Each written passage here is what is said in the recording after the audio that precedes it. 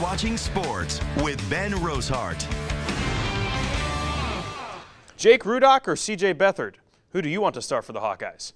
Well, when you go to the water cooler later today, I guarantee that will be one of the topics. But now he's making a move on the back nine. He had an eagle on 14. It is not easy to finish second in the state of Illinois, and that's exactly what the Almond Pioneers have done for the second time in 3 years. Is it better to have levied and lost than to have never levied at all? The Nittany Lions like to gamble a little bit on fourth down, and there's a method to their madness. So he knows a thing or two about March Madness, and now he is one more win away from matching that feat. All right, it's time for our next installment of Rapid Fire with Rosehart. Time to put on the cowboy hat as I'm a straight shooter. Ben Rosehart would not eat green eggs and ham. He would not eat them, Sam I am. He would not eat them all alone, but I will eat them if you... I think I'm going to learn how to slam dunk before the season's over. With or without the trampoline? Well, we'll see. The one person who's not down here at the starting line who's going to be running today, that is Bettendorf's own Kathy Schmidt. I don't want to scare anybody, but the Cubs have won 6 in a row. Sterling's Joseph Bertrand played through a shoulder injury, but somebody might want to check on Brandon Paul's back after he carried Illinois past Minnesota.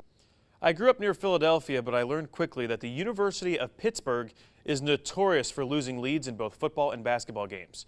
And the Hawkeyes were more than happy to continue that trend. Hawkeyes offense came out sputtering in the first half yesterday, so down 7-0 in the second quarter. Kirk Ferentz elects to roll the dice on 4th and 2. Great play call as Jake Rudock finds Henry Krieger-Coble, and we're tied up at 7 apiece. Now the Panthers had a pretty good rushing attack and a pretty good running back in James Conner. He was racking up the yards on the ground, over 100 yards for him. Gets rewarded here in the second quarter with a 1-yard touchdown plunge. Pitt builds a 17-7 lead by halftime. With Rudock injured, kind of limping around on the sideline, here comes Sunshine from Remember the Titans. C.J. Beathard, the lookalike. The 63-yard bomb to Damon Powell. What a catch. Cue the 70s music. Where's Denzel Washington? Mark Wiseman then, later that drive with the spark by the Hawkeyes passing attack. He gets a chance on 3rd and 2 with the handoff. Basically goes untouched into the end zone from 10 yards out. That cuts the deficit to just 17-14. Remember the Titans? How about remember the Wiseman? Because they go to him again in the fourth quarter with under 7 minutes to go. And the Hawkeyes take the lead 24-20. Wiseman 2 touchdowns, 88 rushing yards. In the latest Panthers collapse, the Hawkeyes come back to stun Pitt by 4, improving to 3-1. Meanwhile, Clinton native David Johnson tallies 173 rushing yards to help UNI earn its first win. If Illinois keeps starting slow, it might be a long Big Ten season. Coach Tim Beckman and his team fell behind again yesterday. The quote-unquote powerhouse that is Texas State was actually leading Illinois 21-6 in the second quarter. Josh Ferguson then says, you know what? All right, guys, follow my lead here. Ferguson on the sneak right here, the sneaky screen pass, breaks out the jukebox, ends up being a spicy 33-yard touchdown for the Illini. Ferguson was a beast, over 230 total yards and 3 scores. Illini quarterback Wes Lunt then engineers another touchdown drive in the fourth. Mike Dudek gets his mitts on this one, the go-ahead 7-yard touchdown. That gave the Illini a 32-28 lead, a lead they would not relinquish as the Illini avoid getting embarrassed, escaping 42-35. Western Illinois also loses to Northwestern despite outgaining the Wildcats. The action was heating up over at Augustana as the Vikings look to sail past Loris. I'm not even mad, that's amazing. Third quarter, Augie up 13-3. Bettendorf native Dylan Jones finds Josh Schulte, who makes a one-handed touchdown grab. Loris within 13-9. Augie regroups, however. Sam Frasco dials long distance, and Kyle Frake answers the call. 42 yards later, he's in the house. Vikings extend the lead to 20-9. Next Augie possession, same score. Frasco, a little bit of a fumble there, but he hangs on to it. Airs it out again. Perfect. Just how they drew it up, right? Sean Fitzgerald, the 33-yard touchdown. That play was working. Augie earns its first win, 34-17. In other action, the Saints go marching over to Brady Street. St. Ambrose versus St. Francis.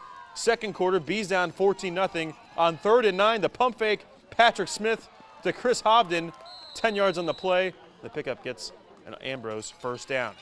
Later that drive, Smith locates Brad Connor over the middle for another new set of downs. Connor, 9 catches, 93 yards in this game. Same drive, 3rd and 11, another conversion. This time it's Smith going with plan D. We're just going to scramble for 12 yards, get the first down. Good decision. That leads to this. Smith drops back. The dump pass to his left. Ryan Byrne from Davenport Assumption High School maneuvers 17 yards for the touchdown. Great play, great drive. Unfortunately, there were not many more drives just like that. Bees get stung 27-13, falling to 0-2. On the high school ranks, Princeville beats Ridgewood by 10. And in the bigs, the Cardinals double up the Reds 8-4. They're now 3.5 games ahead of the Pirates, who lost to the Brewers. Cubs beat the Dodgers. Chris Coughlin, 4 hits, 2 homers. And the Rays clean the White Sox 3-1. That's it in sports. I'm Ben Rosehart. Have a great day. Every year around Father's Day for the past decade or so, 4 generations of golfers gather in Muscatine and hit the links. On Wednesday, we caught up with the Rhodes family, who understands that your game can get better with age because of the people you play with.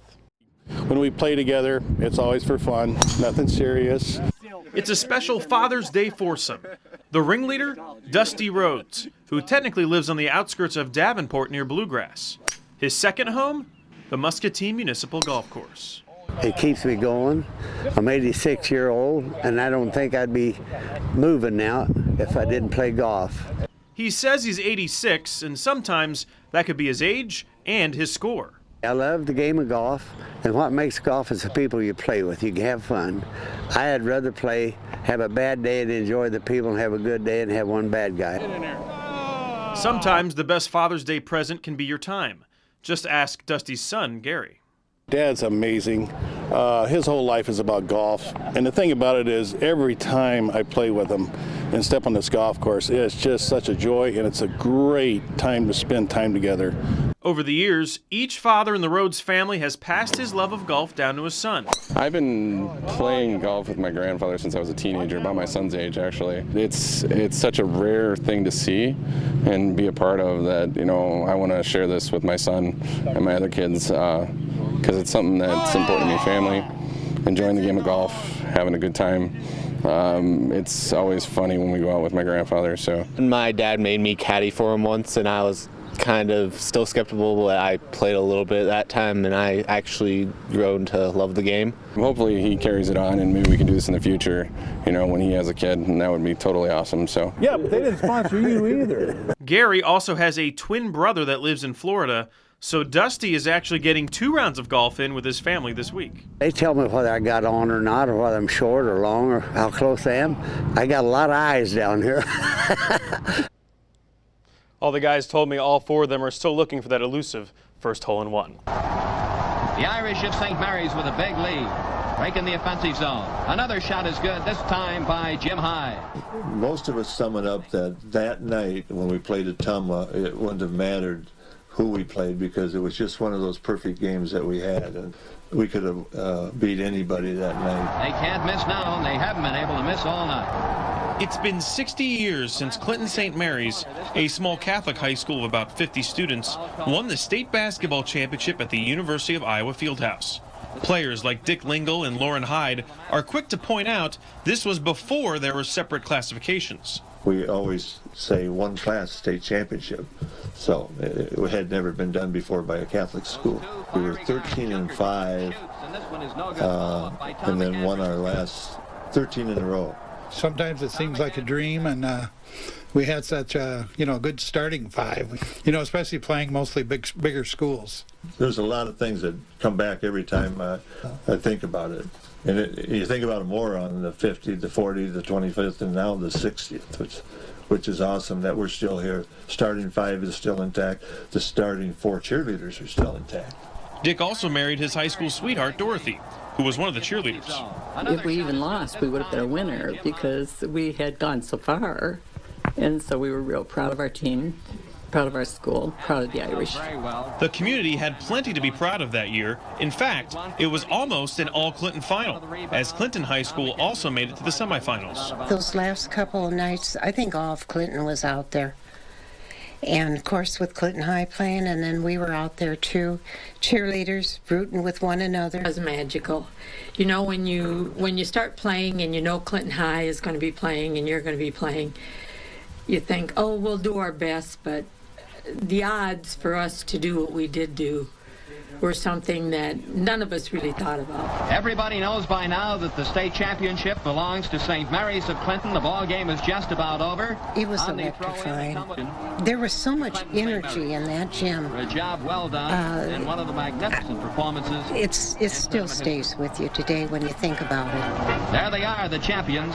Seems like a dream, and then again, you know, it's reality. Especially, you know, 60 years ago. Some happy tears fell, and my family was just proud of me, and it was just a great moment, one that I'll remember for the rest of my life. How's this for a high school graduation present? The Kansas City Royals want you, Chad Johnson. That's right, you to be their catcher of the future. So much so that they drafted him in the 5th round, upping their offer after first playing a little hardball. You know, their job is to get the players for the lowest price if they can, and you have to stay strong. And of course I said no, and I was a mess. My head dropped to the floor, and I was just disappointed.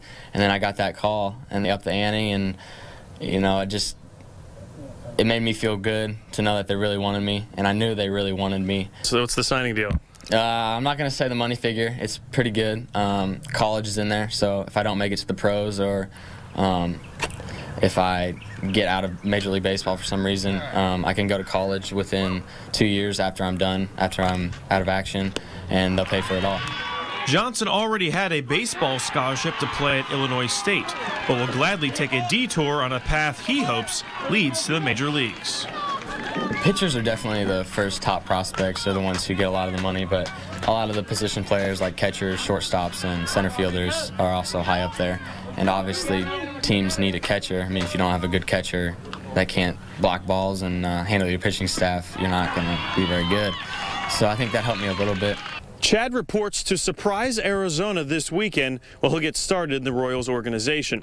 And in a year or two, you might see him again in the Midwest. Along his path to the majors, he could end up playing for the Kane County Cougars against the River Bandits, Bees, Lumber Kings, and Peoria Chiefs.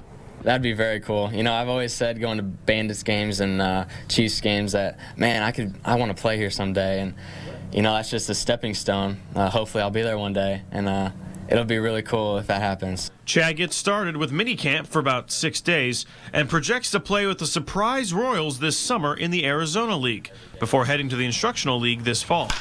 In Galesburg, Ben Rosehart, KWQC TV6 Sports. And then things just get really crazy. With Lindauer batting in the 5th, a huge opossum literally decides to join the fun, waltzes out onto the field. Lindauer's like, I'm trying to figure out how to hit this 1-2 curveball. I don't know what to do with this. Kim wants no part of the rascal, no relation to the Bandits mascot, of course. Play was stopped until the grounds crew finally gets things under control with the help of a trash can. And the crisis is averted, standing ovation all around, and the Lumber Kings even gave our helper some high fives as he exits stage right. What a wacky night.